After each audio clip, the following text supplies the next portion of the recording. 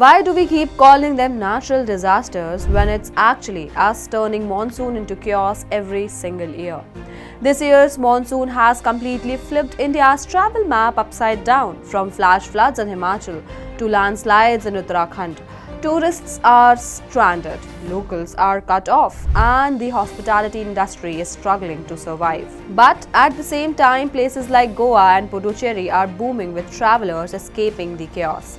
Hello viewers, I'm Kavya Khandelwal and you are watching The Edge. So, how did we get here? And why do these same disasters repeat every monsoon, leaving us shocked like it's the first time? Let's unpack this story. Northern India's mountains are no strangers to rain. But this year, the monsoon has been especially brutal. In Jammu and Kashmir, Himachal Pradesh and Uttarakhand, rain has triggered landslides, road cave-ins and flash floods.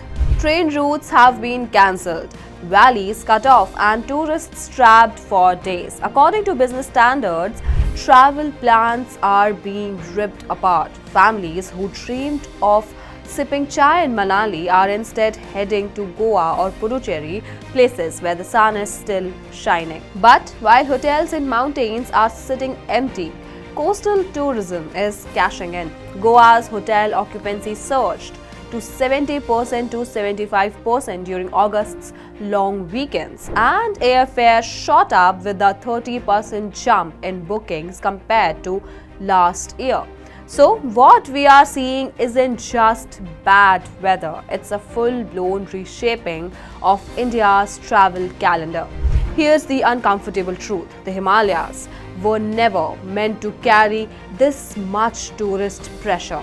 In the last 2 decades, destinations like Shimla, Manali and Rishikesh have seen unprecedented tourist rushes. Narrow mountain roads now look like parking lots. Fragile slopes are overloaded with hotels and garbage disposal systems are completely overwhelmed. When lakhs of tourists descend on fragile towns, the carrying capacity of ecosystem is broken, and the monsoon exposes that weakness brutally. So, every year it's the same cycle. We watch landslides swallow roads, floods sweep away bridges, and apple farmers dump their crops because supply chains are cut.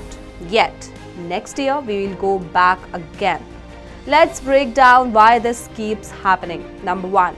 Nature itself. Monsoon rains loosen soil, saturate slopes and make them prone to slides. That's natural.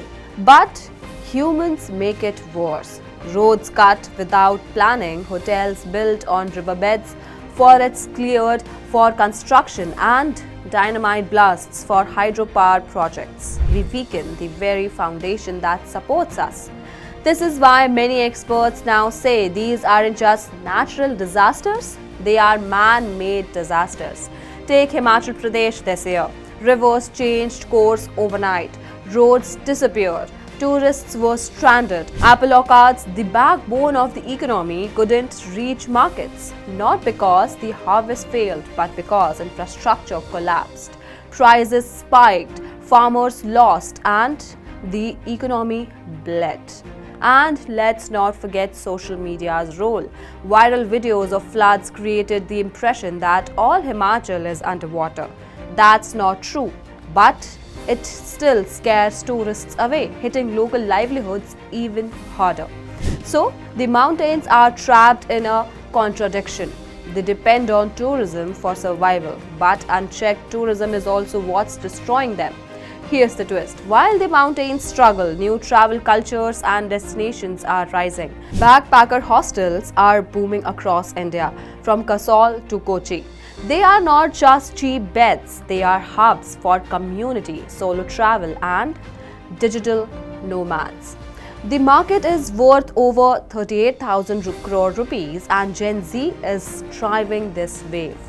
Goa is back. After nearly a year of silence, the beaches are full again. Hotels are house full, flights are packed, and even real estate is reviving. So, while Himachal and Uttarakhand reel from the monsoon's wrath, Goa, Puducherry and hostel culture are picking up the pieces, showing how India's tourism is shifting.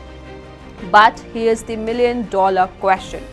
Should we keep chasing profits in fragile ecosystems like the Himalayas or slow down and plan for sustainability? The floods in Himachal, the stranded tourists in Uttarakhand, and the landslides cutting off valleys, they are not random acts of nature. They are warnings. Warnings that our model of tourism at any cost is broken. The monsoon chaos is both tragedy and a teacher. It shows us what happens when our fragile mountains are treated like amusement parks. But it also shows us where the future might be headed, towards responsible tourism, hostel culture, coastal escapes, and maybe, just maybe, a slower, more respectful way of traveling. Because let's be honest, if we don't change course, the Himalayas will keep reminding us every monsoon. What do you think? Should India ban hotels and construction on fragile riverbeds, even if it slows tourism? Drop your thoughts in the comments and don't forget to like, share, subscribe and follow The Edge.